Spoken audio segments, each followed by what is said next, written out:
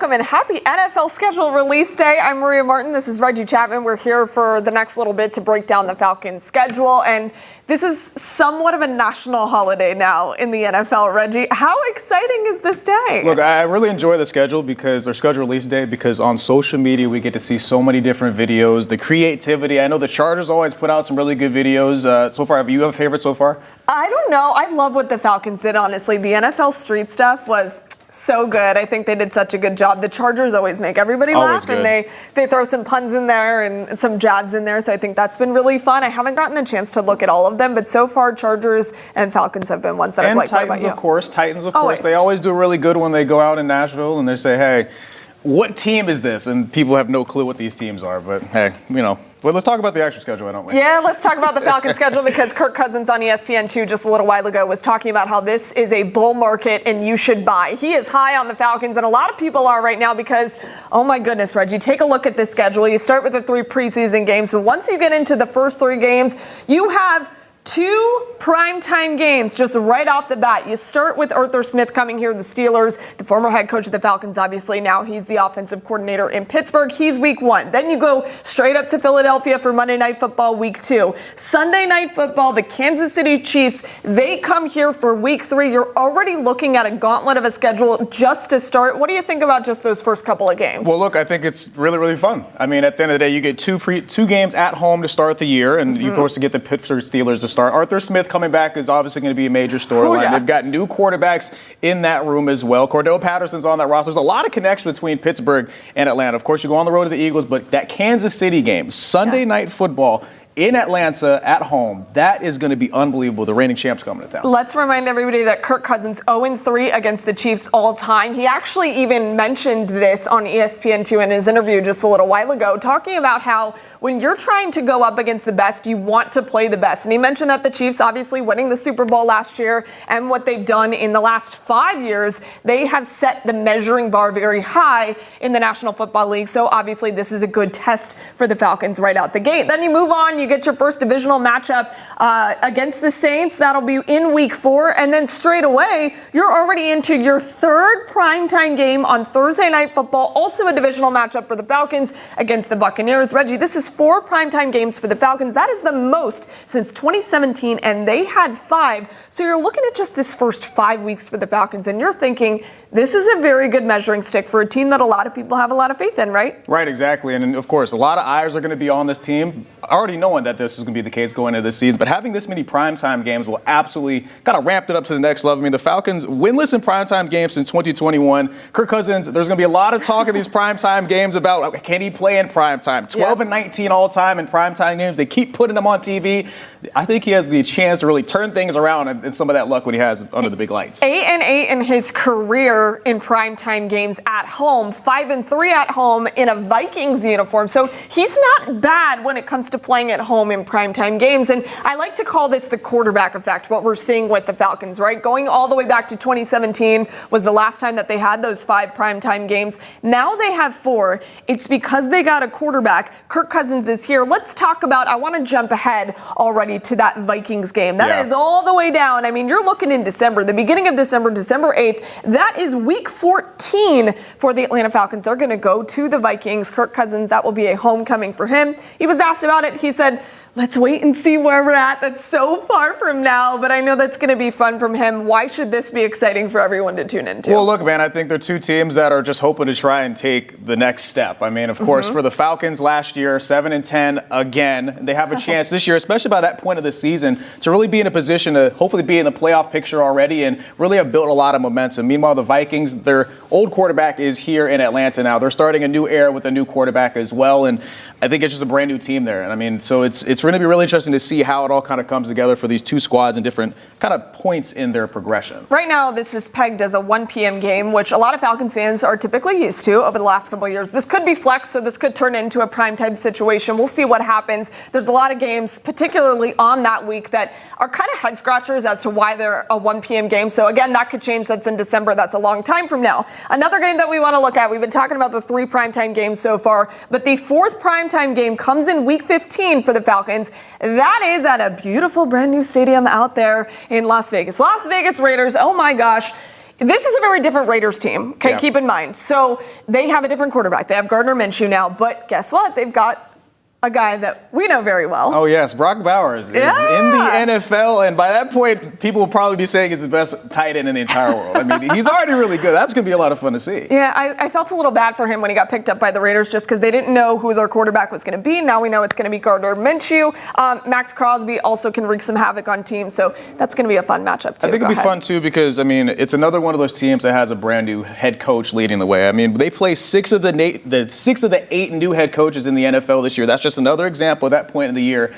So, I mean, by that point, you'd hope that the Falcons have kind of figured things out by then. I mean, going up against that Raiders team. You'd hope so. And maybe they get another primetime game in there between now and then as well. That could definitely happen. We talked about that a little bit. Let's rewind because we have been talking about these primetime games that you're going to see. But one game that is not a primetime, but it is a must schedule for the Falcons fans. That is week 1, Reggie. Oh, man. We mentioned the Steelers are going to be coming here. I thought it was kind of a joke when I heard it for the first time. I said, there's no way that this is real. Arthur Smith, the former head coach of the Falcons, will be coming to his old stomping grounds. There he is, a very familiar walk that he had in Mercedes-Benz Stadium.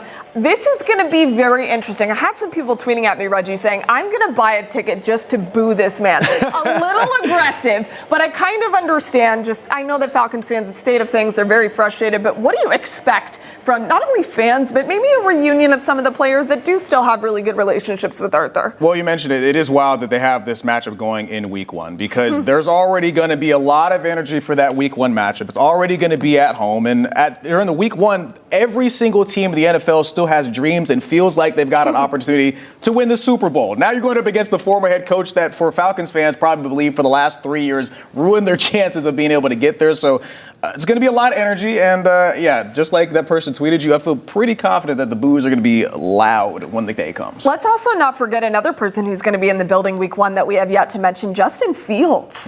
He's been here before in a Bears uniform, but now he is the presumably backup quarterback there in Pittsburgh. That could change, but obviously Russell Wilson is there. So, it's going to be fun to see Justin, too, a hometown kid here in week 1. But when you're looking at this schedule, let's get away from some of the things that we've been talking about already. There is a lot of games that stand out, and this is an easy schedule. Very easy. It is one of the easiest in the NFL, Reggie. Actually, the easiest. Yes. Out of the Saints. And, the beginning is a little tough, but let's talk about the whole schedule in its totality. Where do you see the Falcons maybe running into a little bit of trouble in this schedule? Well, I mean, it might be just from the beginning. I think it's going to take a second for this new look team to try and figure out where exactly they kind of stack up against some very good teams. I mean, Pittsburgh early, the Eagles are obviously a team that are always in the playoffs, have been good the last couple of years. The Chiefs are the Chiefs. And then, of course, you get into your games in the NFC South, which can really, really affect how things kind of go in the rest of the season. It's interesting because when you look at this schedule, it's kind of front-loaded with all their NFC South matchups, which means that for a big part, you'll know where this team kind of stacks up in division. You've, of course, got that last game against the Carolina Panthers in Week 18, but by that point, you've gotten a lot of games under your schedule already like that, where you know exactly where you're going to kind of stand up in the NFC South. So. No, you're right. And just looking at it, Week 12 obviously is the bye week, and all of your divisional matchups come before the bye week, except for that last one against the Carolina Panthers. You're going to understand where the division stands for the most part at that point. And I think a lot of Falcons fans are expecting them to be division champs at the end of the year.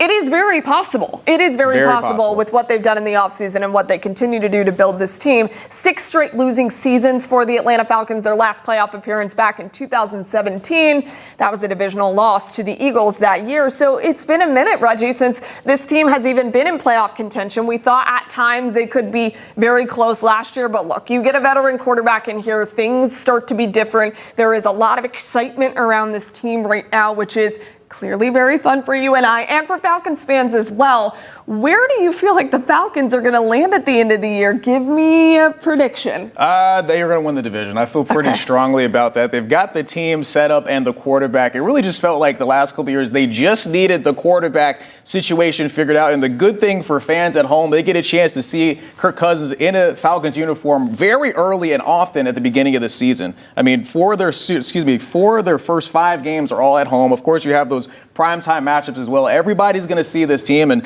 I think if they can get through that first part of the schedule, and they know that their schedule is the weakest in the NFL, tied with the Saints, of course, I mean, they can really make a run at it and find themselves in a really good spot to maybe host a home playoff game. Ooh, I like that. I also kind of echo that same sentiment. I do think they're going to be division champs at the end of the year. You look at the division, and yes, it has improved since last year. However, I do still think that they are the strongest. You look at all the playmakers around Kirk, assuming he's healthy. You know, he got hurt 9 months ago. He's 6.5 months into the rehab process. He said he's further along than he anticipated to be. So he even just said on ESPN he's fully anticipating to be ready week 1. We hope that that's the case, obviously. A front-loaded schedule in terms of a home game for the Falcons, and I have a feeling that that building is going to be unlike what we've seen in the past, Reggie. And you and I have been in there for some really fun matchups.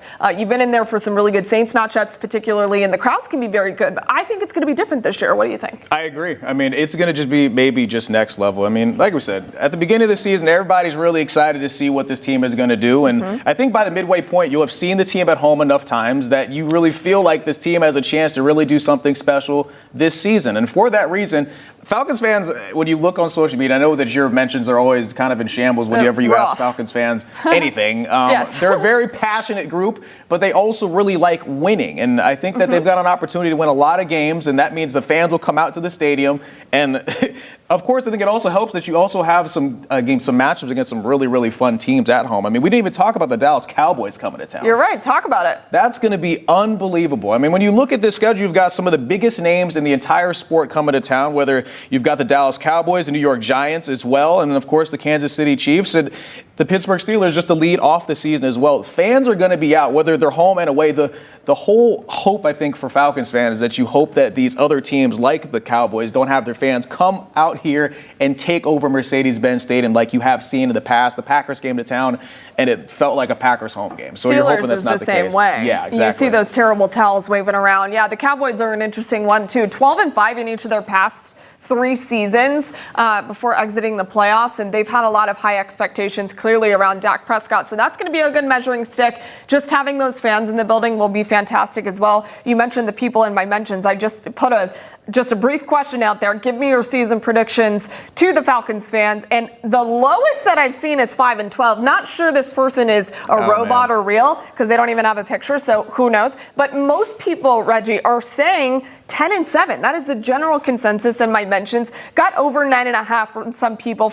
I like this one. Floor 7-10. Expectation 11-6. Ceiling 13-4. They said I might be optimistic, but I think it's a fair assessment. 13-4 is pretty high. You know, yeah. I hope that you're right. But you know, one thing I want to mention, and that our producer would like for us to mention as well, is that Taylor Swift could be coming to town for that. Look, we already had that queued up and ready to go. Yeah, when the Kansas City Chiefs roll into town, assuming that her and her boyfriend, Travis Kelce, are still dating by the time that this rolls around, she'll be here. So that's cool, and it generates even more excitement, honestly. I mean, we saw what kind of crowds showed up for Taylor Swift when she already performed at Mercedes-Benz Stadium. Add her to what this incredible game is going to be like at this point of the season. I mean, this has a chance to be one of the biggest Falcons games we've seen in Atlanta in a very, very long time. And the best part is, it is on 11 Alive. So you can watch it on our air right here. You're going to see Mama Kelce, Brittany Mahomes, all those people will be out there. And Taylor generates excitement wherever she goes. And I saw her concert at Mercedes-Benz Stadium, saw her on the Halo board. The Halo board just brings so much more emphasis to something anyway. So seeing her on there again is going to be unbelievable, this time in a box cheering for the Falcons and the Chiefs. Not really cheering for the Falcons, but right. You get it. Anything else you want to mention about this schedule? I think it's super fun. I think it's a lot of fun. And I think for us, especially since we're in the media, we get a chance to go to all these different games. It's always a little bit more fun when the team's winning or when we get to see some other teams that get to come to town. The schedule's a whole lot of fun. But I do want to mention, we didn't talk about, they're on the road against the Commanders. Of course, Dan Quinn is a guy that they know. I mean, their former head coach here. I mean, and so at the same season, you get to see both your previous head coaches back in the, I mean, not even on the back at home, but I mean, you get to see them both at some point. And there's still a lot of players on this roster who have good relationships with both of those people, more obviously from the Arthur Smith era than the DQ era. Not a whole lot waiting in the wings. Grady Jarrett would be one of them who's still working his way back from injury. He has a DQ relationship, but it's going to be great to see both of those guys. And whether you liked them or not, the players still have some good relationships with them. So it will be very fun. It'll definitely be fun for Reggie and I. I certainly think that the Falcons have good things in front of them. You do as well? Absolutely. I mean, they're built right now to win a lot of games, and the schedule really lends itself to be able to do so as well. Second year in a row with the easiest schedule in the NFL. Let's hope they get it right this time around. 4 primetime games. I am ready for it. This is what happens when you bring a quarterback to town. This is going to be so much fun to see, and I have a feeling we're going to see Penix Jr. in some of those preseason games. I don't know that Kirk may be playing a whole lot. Hopefully we see him a little bit, but it's going to be so much fun. I hope that you guys enjoyed the schedule release. It's one of the best times of the year. It's now a national holiday in the National Football League. But for Reggie Chapman, I'm Maria Martin. You can reach us in the comments and we'll correspond with more thoughts on the Falcons, and we'll keep you updated all season long.